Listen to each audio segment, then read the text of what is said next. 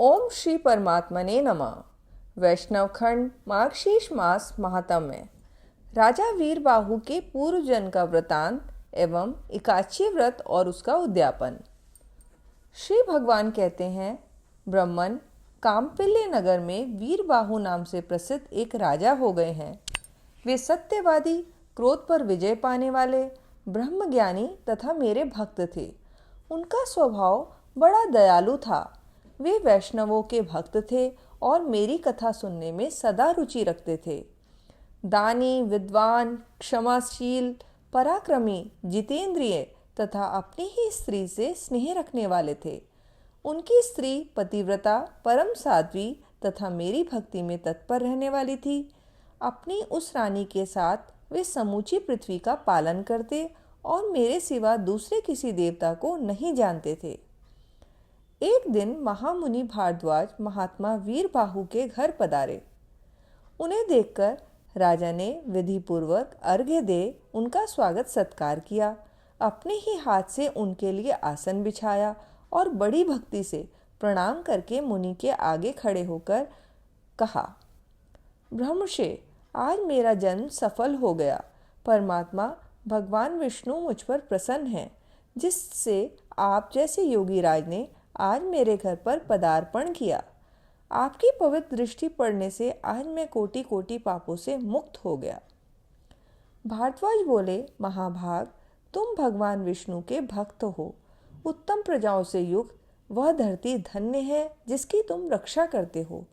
जहाँ का राजा भगवान विष्णु का भक्त ना हो, उस राज्य में निवास नहीं करना चाहिए। जंगल और तीर्थ में निवास करना अच्छा है, परंतु वैष्णवहीन राज्य में रहना कदापि श्रेयस्कर नहीं है। जहाँ भगवत भक्त राजा इस पृथ्वी का शासन करता है, उस पाप शून्य राज्य को वैकुंठ मानना चाहिए। जैसे मंत्रहीन आहुति, मरे हुए बछड़े वाली गाय का दूध, दशमी विद्या एकादशी, लंबे लंबे केश रखने वाली विधवा तथा स्नान के बिना व्रत, ये सब श्रेष्ठ नहीं माने जाते, उसी प्रकार बिना वैष्णव का राज्य भी अच्छा नहीं है। यथा आहुतिर मंत्रहीना मृतवत् सापयो यथा सा केशा विधवा यद्वद व्रतम स्नान विवर्जितम एकादशी दशमी युक्ता तथा राष्ट्रम वैष्णवम। राजन, मैंने जो तुम्हारी ओर देखा है उससे मेरी दृष्टि सफल हो गई। जो तुम्हारे साथ वार्तालाप करती है वह मेरी वाणी भी आज सफल हो गई। तुम भगवान विष्णु के भजन में तत्पर रहने वाले परम पवित्र राजा हो।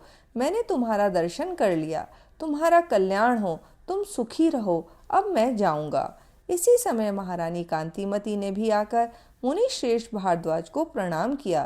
तब मुनि ने उन्हें आशीर्वाद देते हुए कहा, सुंदरी, तुम सौभाग्यवती और पतिव्रता रहो। शुभे भगवान विष्णु में तुम्हारी अविचल भक्ति हो। तत्पश्चात राजा ने पूछा, मुनि श्रेष्ठ, मैंने पूर्व जन्म में कौन सा पुण्य किया है जिससे मुझे अकंटक राज्य, गुणवान पुत्र, मुझ में मन लगाए रहने वाली परम सुंदरी एवं भगवत भक्त पत्नी आदि की प्राप्ति हुई। मुने, मैं कौन था और मेरी यह स्त्री कौन थी? भारद्वाज मुनि ने कहा, राजन, तुम पूर्व जन्म में जीव हिंसा परायण शूद्र थे, नास्तिक, दुराचारी, पर स्त्रीगामी, कृतघ्न, उद्दंड और सदाचार शून्य थे। परंतु तुम्हारी जो यह स्त्री है वह पूर्व जन्म में भी तुम्हारी ही पत्नी थी। इसके लिए मन, वाणी और क्रिया द्वारा सेवन करने योग्य तुम्हारे सिवा दूसरा कोई नहीं था। यह पतिव्रता नारी निरंतर तुम्हारी ही सेवा में रहती थी। तुम पाप कर्मी थे, इसलिए मित्रों ने तुम्हारा साथ छोड़ा, भाई बंधुओं ने तुम्हें त्याग दिया। तुम्हारे पूर्वजों ने जो धन संचित कर रखा था वह सब नष्ट हो गया। धन नष्ट हो जाने पर तुम्हें भोग की अभिलाषा ज्यों की त्यों बनी रही। पूर्व कर्मों के परिणाम से तुम्हारी खेती भी चौपट हो गई। उस दशा में सबने तुम्हें छोड़ दिया, परंतु इस साध्वी स्त्री ने प्रतिदिन क्षीण काय होते हुए भी तुम्हें नहीं छोड़ा। सब ओर से विफल मनोरथ होकर तुम निर्जन वन में चले गए और वहां अनेक प्रकार के जीवों को मारकर अपना पोषण करने लगे। इस प्रकार रहते हुए तुम्हें बहुत वर्ष बीत गए। एक दिन की बात है, एक महामुनि राह भूलकर उधर आ निकले। वे श्रेष्ठ ब्राह्मण थे और उनका नाम देव शर्मा था। उन्हें दिशा का भी ज्ञान नहीं रह गया था। वे भूख और प्यास से अत्यंत पीड़ित होकर दोपहर के समय वन में गिर पड़े। उस दुख से पीड़ित ब्राह्मण को देखकर तुम्हारे मन में दया आ गई। वे बूढ़े थे और तुमसे अपरिचित भी थे, तो भी तुमने उनका हाथ पकड़कर उठाया और कहा, ब्रह्मर्षि, तुम कृपा करके मेरे आश्रम पर चलो। वहाँ जल से भरा हुआ सरोवर है जो कमलों के समुदाय से सदा सुशोभित रहता है। वह आश्रम सुंदर फल फूलों वाले मनोहर वृक्षों से घिरा हुआ है। वहाँ ठंडे जल में स्नान करके नित्य कर्म करो, उसके बाद फल खाओ और शीतल जल पियो। ब्राह्मण को कुछ कुछ चेत हुआ और वे उस शूद्र का हाथ पकड़कर जलाशय के समीप गए। वहाँ सरोवर के तट पर वृक्ष की छाया में बैठे। फिर विधि पूर्वक स्नान करके देवताओं और पितरों का तर्पण करने के पश्चात भगवान विष्णु की पूजा की और शीतल जल पिया। वृक्ष के नीचे आकर जब वे विश्राम करने लगे, तब उस शूद्र ने अपनी स्त्री के साथ आकर मुनि को साष्टांग प्रणाम किया और बड़ी भक्ति से कहा, ब्रह्मर्षि, आप हमारे अतिथि हैं और हम दोनों का उद्धार करने के लिए यहाँ पधारे हैं। आपके दर्शन मात्र से हमारे सब पापों का नाश हो गया। यह कहकर उसने अपनी स्त्री से कहा, प्रिय, इन ब्राह्मण देवता के लिए तुम स्वादिष्ट, कोमल, सरस, पके हुए तथा प्रिय लगने वाले फल अर्पण करो। ब्राह्मण बोले, बेटा, मैं तुम्हें नहीं जानता। पहले तुम अपनी जाति और कुल का परिचय दो, क्योंकि बिना जाने हुए ब्राह्मण के यहाँ भी भोजन नहीं करना चाहिए। शूद्र ने कहा, द्विजश्रेष्ठ, मैं शूद्र हूँ। मेरे दुष्ट बंधुओं ने मुझे त्याग दिया। वे दोनों इस प्रकार बात कर रहे थे। इतने में ही शूद्र की पत्नी ने ब्राह्मण के आगे फल परोस दिए। ब्राह्मण ने उन फलों का भोजन किया और ठंडा जल पीकर उनका चित्त बहुत प्रसन्न हुआ। वहाँ सुख पाकर उन्होंने वृक्ष के नीचे विश्राम किया। शूद्र ने भी घर में जाकर अपनी पत्नी के साथ भोजन किया और फिर ब्राह्मण के समीप आकर कहा, मुनि श्रेष्ठ, आप कहाँ से इस निर्जन वन में आए हैं? ब्राह्मण ने उत्तर दिया, महाभाग, मैं ब्राह्मण हूँ और प्रयाग जाना चाहता हूँ। अपरिचित मार्ग से चलकर इस भयंकर वन में आ गया। तुमने आज मुझे जीवन दान दिया है। बोलो, मैं तुम्हारा क्या उपकार करूँ? शूद्र बोला, राजा भीम से सुरक्षित विदर्भ नगरी मेरा निवास स्थान है। मैं महाराष्ट्र प्रांत का रहने वाला हूँ। मेरी जाति शूद्र है। मैं सदा पाप में ही लगा रहा। अपने वर्ण धर्म को मैंने छोड़ दिया। फिर बंधुओं ने मुझे त्याग दिया और मैं इस वन में चला आया। यहाँ प्रतिदिन जीव हिंसा करके अपनी स्त्री के साथ जीवन निर्वाह करता हूँ। महामुने, अब इस पातक से मुझे अत्यंत खेद और वैराग्य हो गया है। प्रभु, मुझ पापी के ऊपर कुछ अनुग्रह कीजिए। द्विजश्रेष्ठ, मेरे किसी पूर्व पुण्य के प्रभाव से आप यहाँ आए हैं। आप कृपा करके ऐसा उपदेश दें जिसके प्रभाव से मुझे अपनी पत्नी के साथ यमराज का दर्शन न करना पड़े। मैं भगवान विष्णु को छोड़कर और कुछ नहीं चाहता। देव शर्मा ने कहा, शूद्र, सहसा तुम्हारे मन में भगवान विष्णु के ऊपर जो ऐसी पूर्ण श्रद्धा बुद्धि हुई है, इससे तुम तीर्थ और व्रत के बिना ही करोड़ों पापों से मुक्त हो गए। आतिथ्य, सत्कार और भक्ति से तुम्हें भगवान विष्णु का पद प्राप्त हुआ। यों कहकर देव शर्मा ब्राह्मण तीर्थराज प्रयाग को चले गए। राजन, तुमने जो कुछ पूछा था वह सब कुछ मैंने तुमसे कह सुनाया।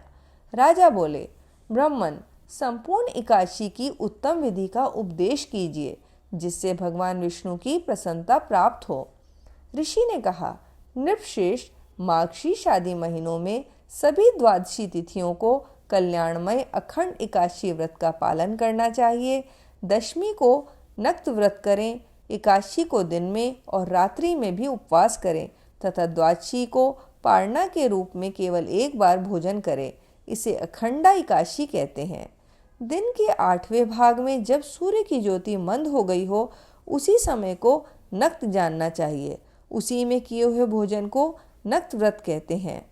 रात्रि में भोजन करने का नाम नक्त व्रत नहीं है। दशम्यां चैव नक्तं च एकादश्यामुपोषणं द्वादश्यामेक भुक्तं च अखंडा इति कथ्यते। दिवसस्याष्टमे भागे मंदीभूते दिवाकरे तद्धि नक्तम विजानीयान नक्तम निशि भोजनम। कांस्य के बर्तन में भोजन, उड़द, मसूर, चना, कोदो, साग, शहद, दूसरे का अन्न, दोबारा भोजन और मैथुन, इन 10 वस्तुओं को विष्णु भक्त मनुष्य दशमी को त्याग दे। कास्यम भाषम मसूरांश चणकान कोद्र वांस तथा शाकम मधुपरान्नम च पुनर्भोजनम मैथुनम विष्णु भक्तो नरो वापि दशम्याम दश वर्जयेत। बार बार जलपान, हिंसा, अपवित्रता, असत्य भाषण, पान चबाना, दांत तुन करना, दिन में सोना, मैथुन सेवन, जुआ खेलना, रात में सोना और पतित मनुष्य से वार्तालाप करना। विष्णु भक्त पुरुष इन 11 बातों को एकादशी के दिन त्याग दे। एकादशी को भगवान से प्रार्थना करे, हे केशव, आज आपकी प्रसन्नता के लिए मेरे द्वारा दिन और रात में संयम नियम का पालन हो। मेरी सोई हुई इंद्रियों के द्वारा यदि स्वप्न में कोई विकलता, भोजन या मैथुन की क्रिया हो जाए अथवा मेरे दांतों के अंदर यदि पहले से अन्न सटा हुआ हो तो हे पुरुषोत्तम, इन सब बातों को क्षमा कीजिए। पापों से उपावृत निवृत्त होकर जो गुणों के साथ वास किया जाए उसी को उपवास समझना चाहिए। शरीर को सुखा डालने का नाम उपवास नहीं है। उपावृतस्तु पापेभ्यो यस्तु वासो गुणैः सह उपवासः स विज्ञेयो न शरीरस्य शोषणम। पहले कही हुई 10 बातें तथा पराया अन्न, शहद और शरीर में तेल मलना आदि कार्य द्वादशी के दिन विष्णु भक्त पुरुष न करे। फिर द्वादशी आने पर भगवान से इस प्रकार प्रार्थना करें, हे भगवान गरुड़ध्वज, आज सब पापों का नाश करने वाली पुण्यमयी पवित्र द्वादशी तिथि मेरे लिए प्राप्त हुई है। इसमें मैं पारण करूँगा, आप प्रसन्न होइए।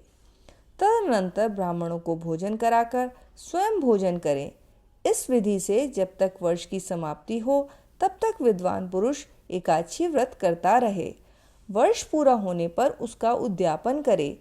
मार्गशीर्ष मास के शुभ शुक्ल पक्ष में एकादशी का उद्यापन किया जाता है।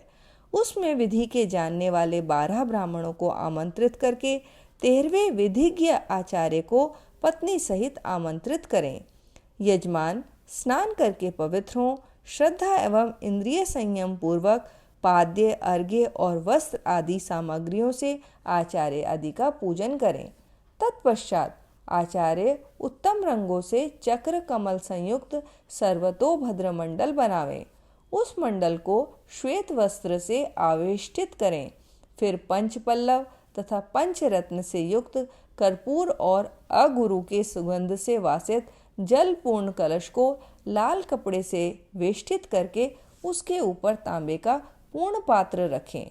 साथ ही उस कलश को फूलों की मालाओं से भी आवेष्टित करें तथा उसे सर्वतोभद्र मंडल के ऊपर स्थापित कर दें। कलश के ऊपर भगवान श्री लक्ष्मी नारायण की स्थापना करें। तदनंतर सर्वतोभद्र मंडल में 12 मासों के अधिपतियों की स्थापना करके अखंड व्रत की पूर्ति के लिए उनका पूजन करना चाहिए। मंडल से पूर्व भाग में शुभ शंख की स्थापना करते हुए कहें, हे 5 जन्य, तुम पहले समुद्र से उत्पन्न हुए, फिर भगवान विष्णु ने तुम्हें अपने हाथों में धारण किया, संपूर्ण देवताओं ने तुम्हारे रूप को संवारा, तुम्हें नमस्कार है।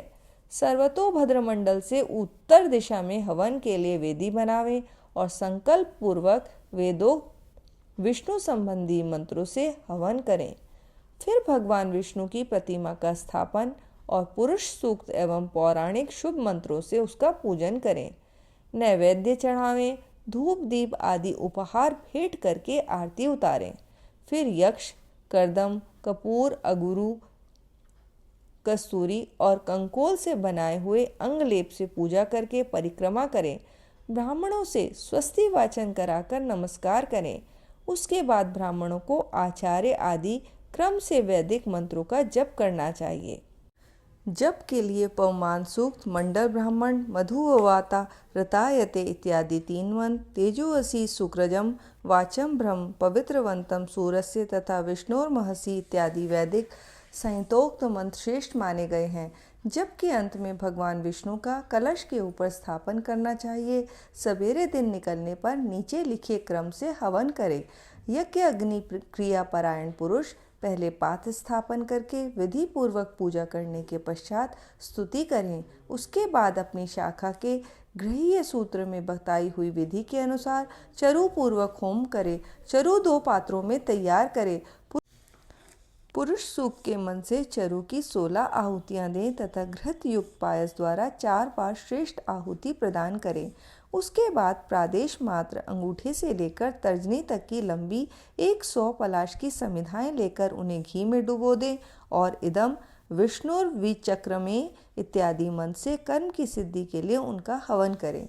समिधाओं की 100 आहुति देने के बाद तिल की 200 आहुतियां दें। इस प्रकार वैष्णव होम करके गृह यज्ञ प्रारंभ करें। उसमें भी क्रमशः समिधा होम, चरु होम और तिल होम करने चाहिए। तत्पश्चात स्वस्ति वाचन कराकर पूजन करें।